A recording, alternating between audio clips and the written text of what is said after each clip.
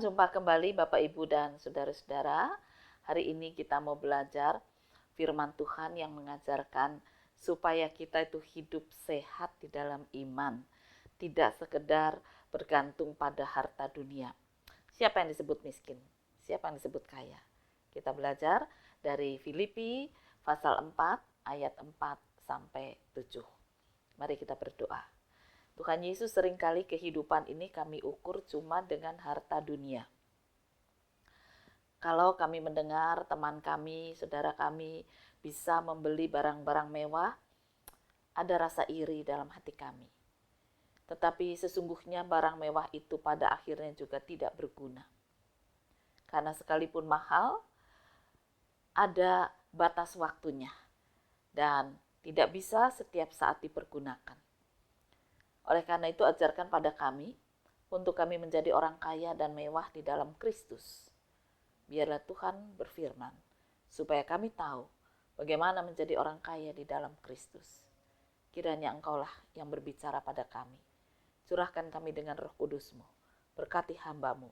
Inilah doa kami dalam nama Tuhan Yesus Kristus. Amin. Bersukacitalah senantiasa dalam Tuhan. Sekali lagi kukatakan, bersukacitalah. Hendaklah kebaikan hatimu diketahui semua orang. Tuhan sudah dekat. Janganlah hendaknya kamu khawatir tentang apapun juga. Tetapi nyatakanlah dalam segala hal keinginanmu kepada Allah, dalam doa dan permohonan dengan ucapan syukur. Damai sejahtera Allah yang melampaui segala akal akan memelihara hati dan pikiranmu dalam Kristus Yesus. Bapak, Ibu, dan saudara-saudara, seorang teman saya itu mengatakan begini, Bu, ada seorang pendeta itu kalau berpakaian tuh selalu harus yang bermerek. Lah saya tanya mereknya apa sih? Semahal-mahalnya yang ada di Indonesia ya seperti itu. Oh iya, tapi ini enggak kok. Dia ambil dari luar semua. Oh iya, terus saya tanya, apalagi? Penampilannya semua bermerek? Iya tuh. Lalu apakah itu menjadi tanda dan satu jaminan bahwa hamba Tuhan itu sukses? Hamba Tuhan itu disukai banyak orang, apakah tidak ada orang mencelanya? Lalu teman saya mengatakan, oh iya, kalau yang suka banyak, tapi yang mencela juga banyak. Ya. Penampilan seperti pendeta kok kayak artis gitu ya. Nah itu juga ada. Jadi ada banyak orang itu selalu mengukur penampilan dan kehidupan seseorang bergantung pada merek-merek dunia. Pada kekayaan, pada berapa mahal. Apakah itu menjamin kehidupannya itu penuh dengan sukacita? Bapak, Ibu, dan saudara-saudara, saya jumpa dengan orang yang ya katakan tadi hidupnya selalu bermerek, ya kekayaannya berlimpah, rumahnya saja bertingkat dan sangat-sangat besar. Tapi satu hari dia mengatakan begini, aduh aku kesel banget, aku nyesel punya rumah kayak gini. Anakku sekarang sudah di luar semua, luar rumah ini. Ada yang di luar negeri, ada yang di luar kota. Lalu cari pembantu sekarang susahnya bukan main. Dan kalau rumah sebesar ini gak dibersihin, minta ampun. Terpaksa aku ikut ambil bagian. Padahal aku itu kalau ambil bagian ya cuma yang penting seperti kamar tidurku gitu ya. Dia bilang lalu bagian dapur karena dia memang suka masak. Lalu bagian lain aku nggak sanggup.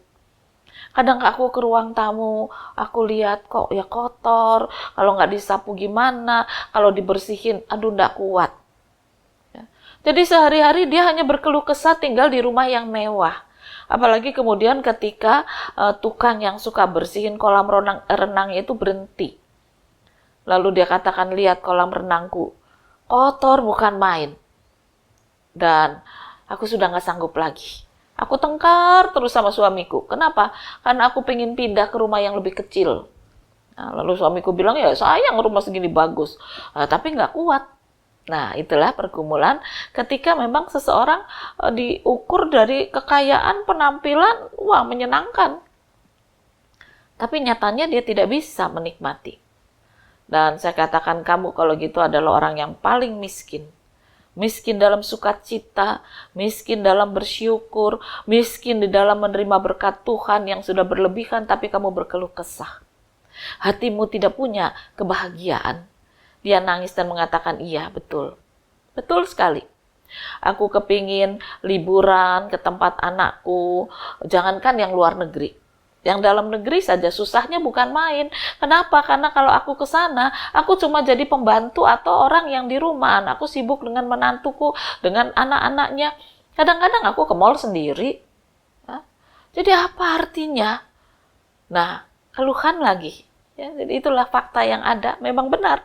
Kalau dia ke rumah anak mantu, mereka sibuk semua. Dia cuma ditinggal di rumah, suruh tunggu rumah bersama pembantu. Ya, lalu apa bedanya dengan di rumah sendiri? Walaupun di rumah sendiri, tapi dia katakan juga nggak ada bedanya. Aku juga berkeluh kesah karena terlalu besar. Nah, inilah orang yang miskin. Penampilannya, kehidupan materinya berkecukupan, tapi jiwanya menjadi kerdil. Karena dia kekurangan kasih sayang. Ya, tidak bisa bersahabat dengan semua orang. Aku orang kaya, nggak mau bersahabat dengan semua orang. Takut dan sebagainya. Belum lagi dia mungkin juga punya gengsi dan seterusnya. Nah, firman Tuhan hari ini mengajarkan kepada kita demikian. Bersukacitalah dalam Tuhan. Sekali lagi kukatakan bersukacita. Hendaknya kebaikan hatimu diketahui semua orang. Jadi sukacita itu adalah kebaikan hati.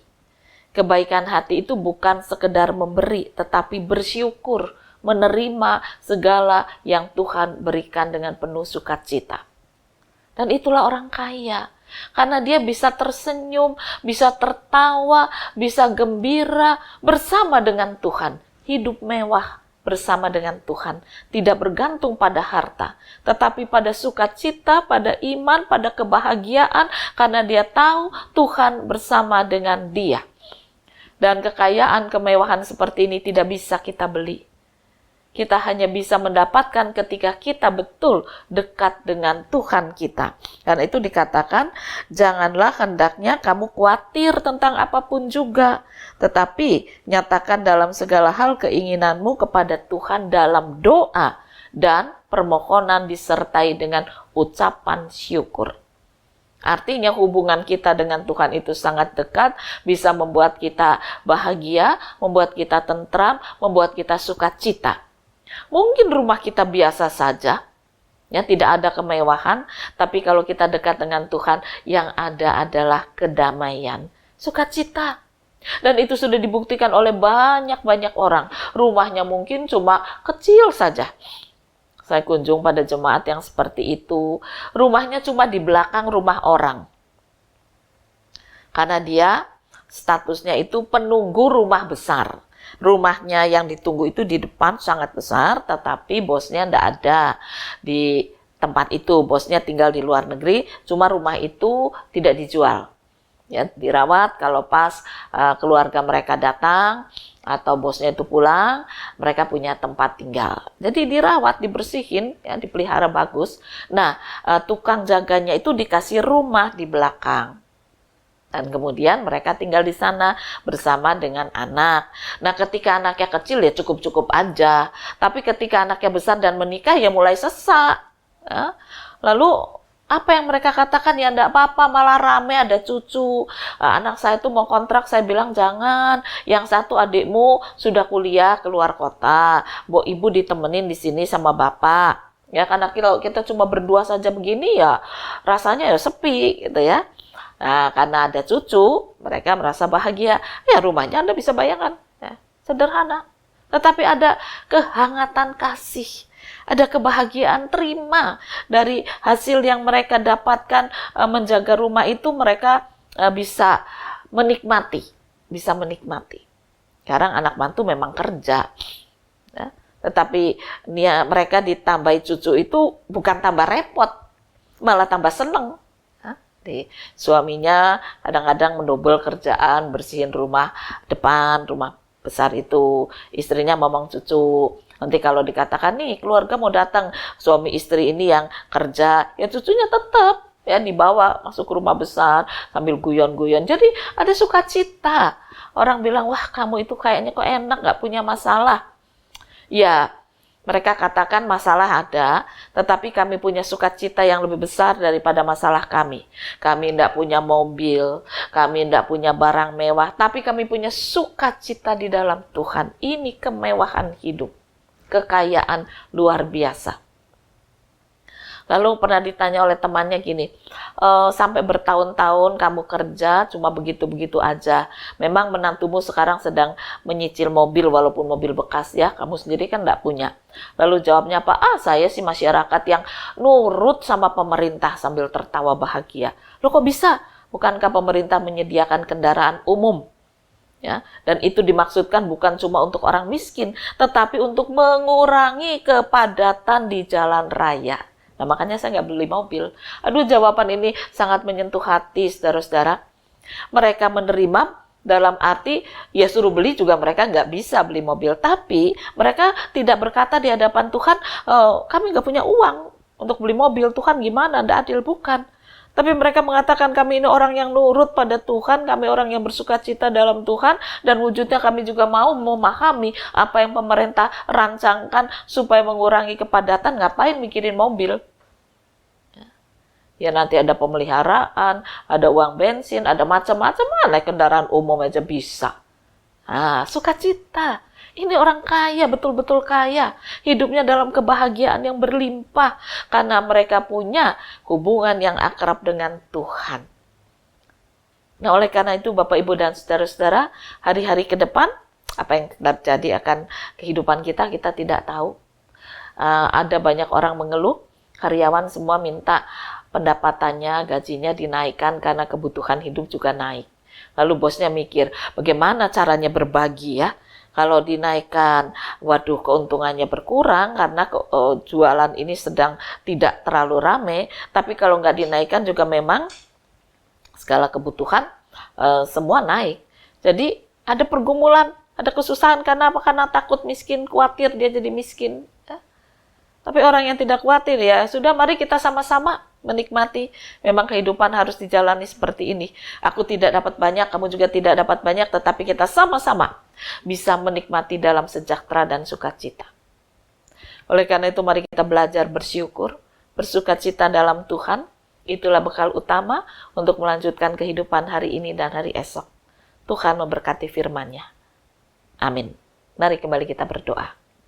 Terima kasih Bapa di surga, jadikan kami orang kaya di hadapan Tuhan, hidup sukacita bersama Tuhan, karena kami tidak khawatir dan kami boleh mengemukakan segala sesuatu di hadapan Tuhan dalam permohonan dengan ucapan syukur. Dan itulah yang membuat kami hidup dekat dengan Tuhan di dalam kekayaan yang berlimpah. Kiranya Tuhan menolong kami untuk kami boleh menikmati hari-hari kehidupan di dalam sukacita. Inilah doa kami dalam nama Tuhan Yesus Kristus. Amin.